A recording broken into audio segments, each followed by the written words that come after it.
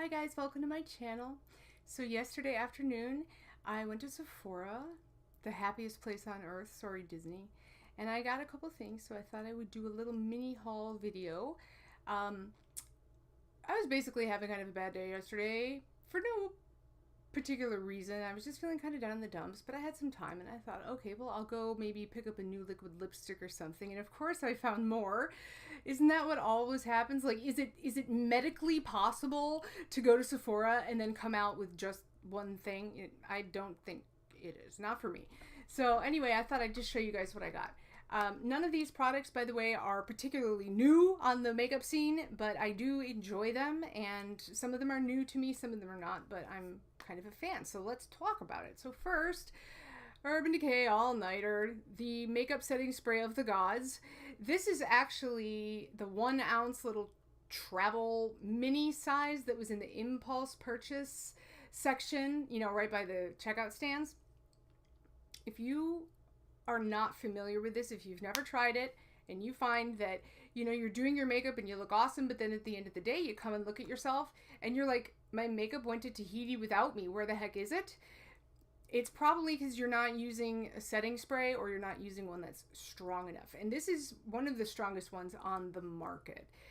It does have alcohol in it, so again, I have oily skin, so for right now I'm okay with that. I know there's some people that are just like, no alcohol, but for me, I do like it. If you have dry skin though, you might find that it dries you out a tad, but that's why I picked up the smaller size. This was $14, but really, I know it's only an ounce, but this is a lot of product because you only need to spray your face 2 times, maybe 3. You don't have to like take a bath in it. I know some people who do, but you don't have to. So, also, I like the fact that the spray, it's a nice even mist, so you don't get little like jet streams or dribbles or droplets, because if you have powder on your face and that happens to you, you're gonna have basically, it amounts to water spots on your face when this dries, and it's really hard to fix that, and it could just ruin your day. So that's why it's always important to me to find a bottle that sprays well. And I actually tend to hang on to spray bottles that I like, and I am absolutely not above decanting a product into a better bottle. Not above that at all. There's nothing wrong with doing that. Just maybe stick a label on the cap so you remember the product you're actually using. Anyway, moving on. This is the NARS Radiant Creamy Concealer.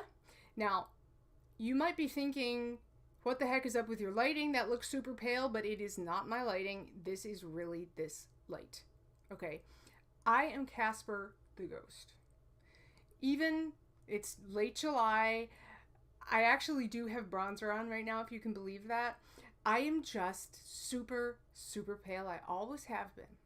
So the problem has been finding a concealer that is lighter than my foundation, because I like to feel a little bit of like a brightening, illuminating effect in this triangle here that we all love to brighten.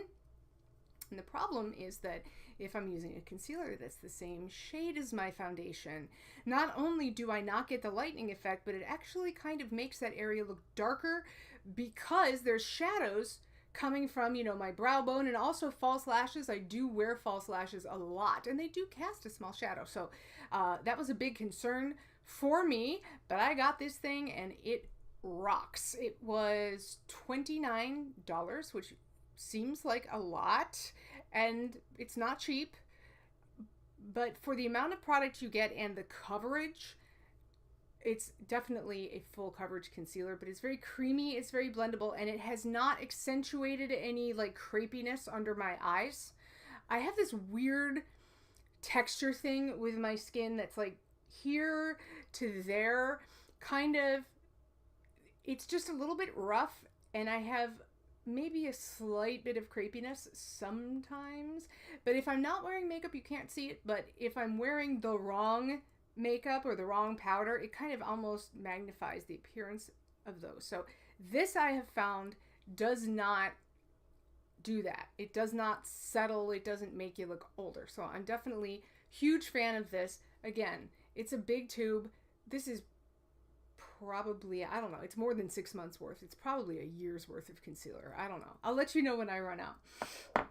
Okay, and finally I got 2 more of these. The Kat Von D Everlasting Liquid Lipstick. So I think I mentioned a couple of videos ago that I had picked up Lolita 2, and I'm wearing it again. And I wanted to get some reds for fall.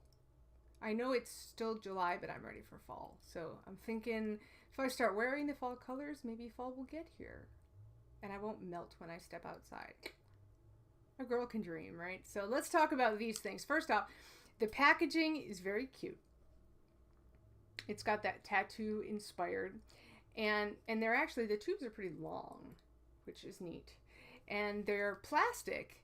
So if you drop it, you don't have to worry about it chipping or breaking on a sidewalk, driveway, cement floor, hardwood floor, whatever. You don't have to worry about that, which is a plus. Let's go through the colors. So the bright red that I got, this is called Outlaw. And Outlaw is on the website, it's billed as a brick red, but really, to me, I think fire engine red when I see this. Basically, there are 2 shades of this formulation that were very, very close, and they're Underage Red and Outlaw. Now, I went to Sephora yesterday looking for Underage Red, but they didn't have it. And it wasn't that they were sold out of it. It was that there wasn't even a place for it in the display. And so after I got home, I was Googling a little bit more, and I discovered that there was kind of a controversy about the name of the shade, that people were offended that it was called Underage Red. Honestly, I don't think it's a big deal, but I guess some people were upset. So that could be why it wasn't in the display, although I do believe you can still buy the shade on Sephora.com. I don't really know what's going on with that. The point of all of that is that Outlaw is almost identical. If you Google people swatching Outlaw next to Underage Red, in most of the photos, you can't tell a difference at all. They're so identical. So this is a fantastic bombshell red. And actually, funny story, as soon as I got out of Sephora, I got back to my car and I, jacked up the air conditioning as far as it would go. And then I had to put it on, obviously, right? And then I was running a couple errands and I went to get lunch at the local convenience store. And so I'm standing there waiting for the deli people to do their deli thing. And this random dude comes up to me and he was like, I just want to tell you, I think that, he was like, you're so gorgeous and your lips, like, I just love that color. It looks phenomenal on you. And I was like, really? Oh, thanks. And he goes, yeah, like, you don't see that a lot anymore. Just like the nice classic red lip. He was like, it looks really nice. And he wasn't hitting on me. He was older. So I think for him, he was thinking more of like a flashback to more like retro days, but I still thought it was a nice compliment. So anyway, this is definitely eye-catching. It's very bright, and this is a darker red option. She makes a lot of darker reds, plums, which I think are gorgeous, but I'm not made out of money, so I just had to buy the one. This is Nosferatu, which is a really deep, dark blood red / rust / burgundy kind of color. It's going to be glorious for dramatic, vampy fall looks. I mean, look how dark it is. It's really, and it even, once it dries out of the tube, it's darker. So for me, it's a little bit of a gamble just because, again, I am so fair, but if I want to look vampy, I'm going to count on this one to do it. Also, you could do something like put Outlaw, too many stuffs. You could put Outlaw on your lips and then maybe go over the perimeter with the darker Nosferatu and then take a lip brush and kind of blend them together a little bit. You could get kind of more of a dimension effect, quasi-ombre effect, doing it that way. That's another option as well. So let's talk about texture. These are very velvety, but they're not heavy. So they dry down fairly quickly to a matte finish, but they don't dry instantly. So again, if you want to do an ombre look, or if you want to kind of take a teeny lip brush and, particularly if I'm wearing a red lipstick, I do like to really go in there with a magnifying mirror and a lip brush and make sure that I've got all of the corners and, that my line around the perimeter of my mouth doesn't have any little like skips in it, because the darker or brighter your lipstick is, the more obvious those flaws will be. So I'm a huge fan of these, and you don't feel like you have cement on your lips once these dry. Now, again, word to the wise, right? These are long wearing matte liquid lipsticks, so they are dry. They are drying. This is not a moisturizing lip product. Duh, right? I never really understood when people were complaining about, this liquid lipstick feels dry. And it's like, and, yeah, it does. That's kind of, sometimes in life we have to make compromises. If you want your makeup to last, sometimes you have to deal with that. So how do you get around that issue? Lip balm at night for sure. You should exfoliate your lips before you put your lipstick on. And you can also even put a little bit of a silicone primer or just even some chapstick on your lips a couple minutes before you put this on, and then kind of blot it off with a tissue and then put this on, and it will just cushion the liquid lip product a little bit so that it's not quite so drying. Now, the trade-off, of course, is if you do that, the pigment is not going to adhere directly to your skin, so you are going to suffer a small loss in terms of the length of time that you can go without reapplying. So you kind of have to balance those factors and see which one's more important to you at, on a given day. Also, if you are worried about it fading, kind of not I don't mean as in changing color, but kind of starting to come off, if you line your lips and fill them completely in with a matching lip liner or one that kind of coordinates, then you put your liquid lipstick over the top. That will help, because if the liquid lipstick eventually, after a couple of hours, it might start to develop a patch or two in it, it's going to be much less visible because you have that lip liner kind of base coat underneath. So that's another option. I usually will just line my lips with a nude color. Sometimes I fill them in, sometimes I don't. And then I will just put on whatever color I'm wearing, and that just seems to work pretty well for me. So anyway, if you are looking for a long-lasting, smooth, comfortable, matte lip color, check out Kat Von D.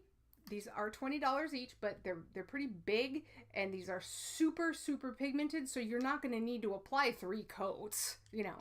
A single coat, at least for me, is always enough. I love these things, so check them out if you're in the market for a new long-wearing liquid lip. And there's something like 28 shades too. So she has shades for every skin tone under the sun, for every kind of style under the sun. I mean, she's got gorgeous nudes, safe colors. She's got the reds, the berries, the wines. She also has some really funky stuff, like a royal blue one, and there's a black one. So if you're into that, she has you covered there also. So check it out.